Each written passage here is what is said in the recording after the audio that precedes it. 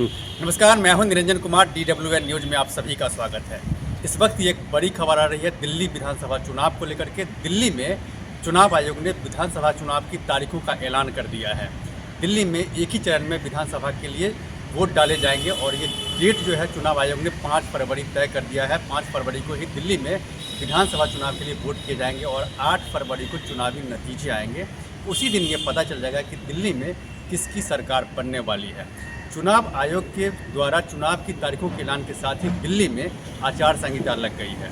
और आपको मैं ये बता दूं कि दिल्ली में विधानसभा की 70 सीटें हैं और इन 70 सीटों पर जो है 3 बड़े राजनीतिक दल जो है अब इस महाकुंभ में उतरेंगे और जनता के बीच जाएंगे, डोर टू डोर कैंपेन करेंगे, रैलियां करेंगे और उसके बाद 5 फरवरी को जनता ये तय करेगी कि किस पार्टी की और किस नेता को वो अपने इलाके से चुनती है और दिल्ली में सरकार बनाने के लिए उनको बहुमत देती है।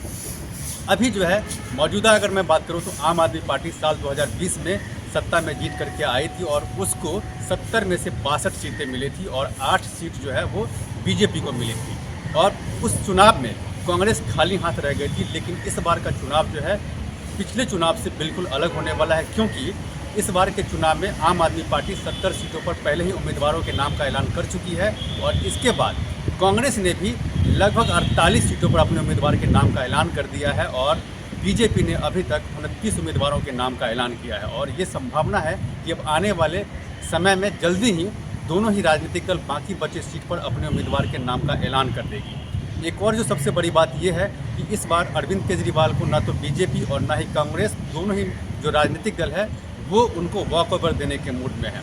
दोनों ही राजनीतिक दल जो है अच्छे उम्मीदवार को अरविंद केजरीवाल के जो उम्मीदवार हैं उनके अगेंस्ट में उतार रही है। खास करके अरविंद केजरीवाल की अगर हम बात करें तो अरविंद केजरीवाल नई दिल्ली विधानसभा चुनाव से सीट लड़ते हैं और यहाँ पर दिल्ली की पूर्व मुख्यमंत्री शीला दीक्षित के बेटे संदीप दीक्षित को चुनावी मैदान में कांग्रेस ने उतार करके एक मुकाबले को दिलचस्प बना दिया है और यहाँ पर बीजेपी ने परवेश साहिब सिंह वर्मा को अपना उम्मीदवार बनाया। तो यहाँ पर अरविंद केजरीवाल को घेरने के लिए कांग्रेस और बीजेपी दोनों ने ही मजबूत रणनीति अपनाई है।